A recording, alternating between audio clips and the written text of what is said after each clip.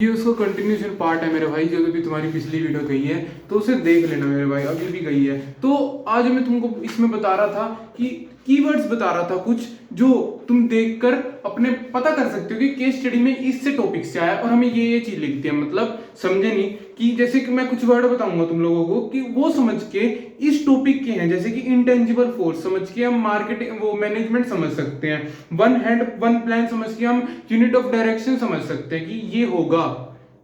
ये इनका main point keyword है जो केस स्टडी में तुम्हें मिलेगा, उसका तुम्हें ये बताना है जिससे तुम्हें हेल्प मिलेगी कि इसके बारे में बताना है। समझते हो ना बिजनेस स्टडीज में कैसे करते हैं।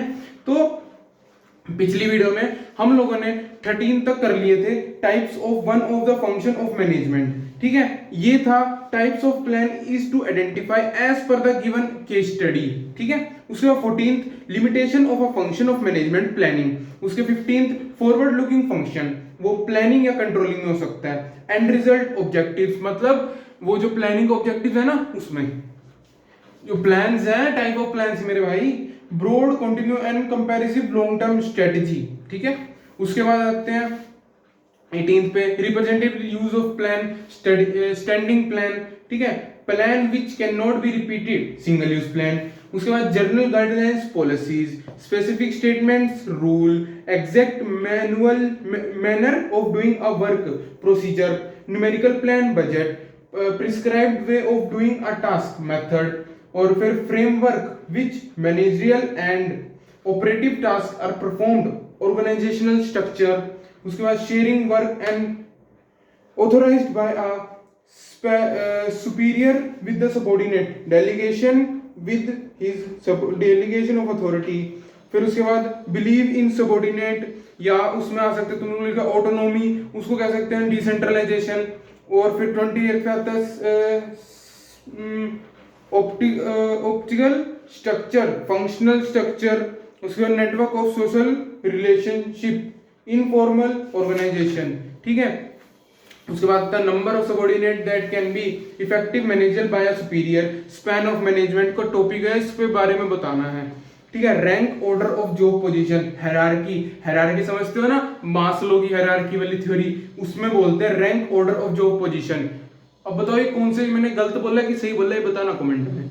उसके बाद आते हैं virtual movement of employ along the organisation structure, promotion, horizontal movement, transfer. उसके बाद familiarisation new employ with the organisation, orientation, introduction, training. ठीक है, ये दोनों चीजों में आ सकता है। अगर तुम्हारी केस स्टडी में ये वर्ड दिया था ना, तो इन दोनों टॉपिक में से ये मिल सकता है तुम लोगों को आंसर। ठीक है, training to use high tech machinery, vestibule training, training under master worker, apprentice training, training through collaboration between educational institute and business organisation, internship training जो आगे भी होगी हमारी। ठीक है, executive function, directing, overseeing employ supervision, simulating employ motivation, influencing employ leadership. उसका backward looking function, controlling and planning, grapevine informal communication, blueprint of financial activity, financial planning, key result area, critical point control. की result area अगर तुम्हारे case study में मिल गया ना, तो समझ लेना क्रिटिकल पॉइंट कंट्रोल लिखना है तुमको आंसर में। ठीक है, if you try to control everything you may end up control nothing, management by exception. ठीक है, decision affects liquidation and profitability of a business, short term investment decision and working capital decision. इन दोनों में से कुछ भी हो सकता है।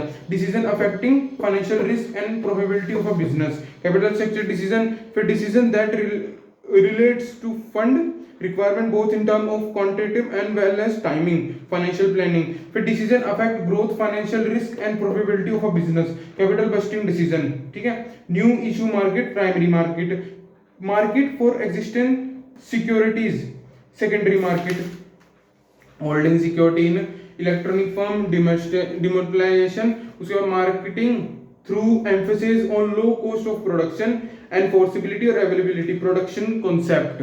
ठीक है, ठीक है, उसके बाद marketing through emphasis on good quality of product, product concept, या प्रोडक्ट कॉन्सेप्ट का एक और चीज बताता हूँ, marketing through emphasis good quality of product. ये सेम है, ये बिल्कुल बढ़िया है, एक ही चीज है।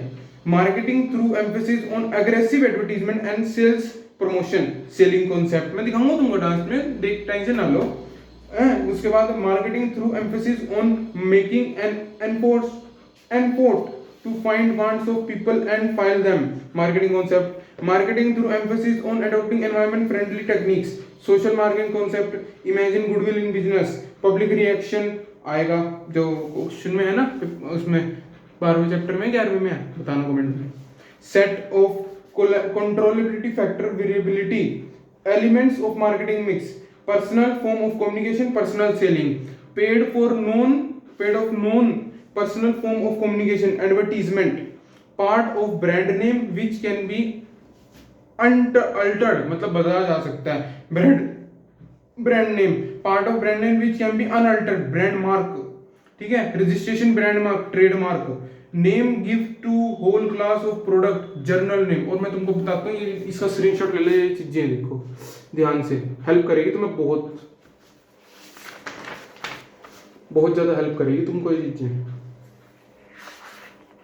अपने पेपर देने जाओगे या तो इसको स्क्रीनशॉट ले लो हैं, या तो फिर इसको लिख लो, तुम्हें बेनिफिट करेगा, तुम्हारे लिए अच्छा है। तो मेरे भाई आज के लिए तो नहीं है, बाकी कल देखते हैं, और तू कर लेगा मेरे भाई, अभी टाइम है, अगर तू सारा भी करने जाएगा ना कर लेगा, चाहे तो तू बिजनेस स्टडीज का एग्जाम 1 या 2 दिन में भी पूरा सिलेबस कर सकता है, लेकिन मेरे भाई तेरे पास अभी टाइम है, तू फोड़ सकता है, सच में 27 तक टाइम है, बढ़िया टाइम है, कर लेगा। अगर 1 दिन में तेरे से ये भी हो रहा है ना भाई, देख मैं रिवीजन 1 दिन में निपटा दूंगा सारी सब्जेक्ट की, मेरे को ये बता दे मैं केस स्टडी कैसे करूँ। केस स्टडी के लिए तेरे को सिर्फ एक काम करना है, जो पॉइंट बताए हैं उनको देखना है, रिवाइज करना है, और केस स्टडी में ना तेरे को जो पढ़ा हुआ है तुमने उसको समझने की कोशिश करनी है कि वैसा आया पेपर में।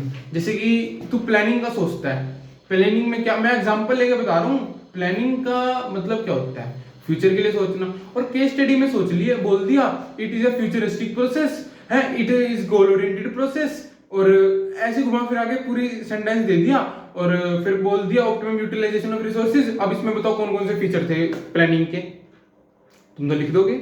ऐसे ही कॉन्सेप्ट को तुमको कैपिटल मार्केट में लिखना है, फाइनेंशियल मार्केट में लिखना है, सारा कुछ factor affecting decision market decision management में लिखना है, सारा कुछ एडवर्टीजमेंट मार्केट और डिफरेंसेस करने हैं, सब करना है भाई, बहुत बढ़िया रहेगा। एमसीक्यूज करना सबसे पहले, उसके बाद 4 नंबर पे जाना, उसके बाद 3 नंबर पे जाना, उसके बाद 6 नंबर पे जाना, उसके बाद 3 नंबर पे जाना, टेंशन फ्री, पेपर खत्म। आ रही है वीडियो थोड़े दिनों में, टेंशन ना लो, एक दिनों में आ जाएगी, बढ़िया मजे मारो, राधे राधे। और पहला पार्ट देख लेना, उसमें मैंने सबको बता दिया था क्या क्या चीजें करनी थी, इंट्रोडक्शन, ठीक है, हर एक चीज इसका, वो गलती से बीच में कट गई थी वीडियो, तो ठीक है, राधे राधे, जय श्री राम। और सब्सक्राइब कर दो यार, 50 सब्सक्राइब करा दिए, बहुत बहुत थैंक यू। और अब 500 कराने हैं, 450 सब्सक्राइबर पीछे हैं, करो फटाफट। राधे राधे, जय श्री राम।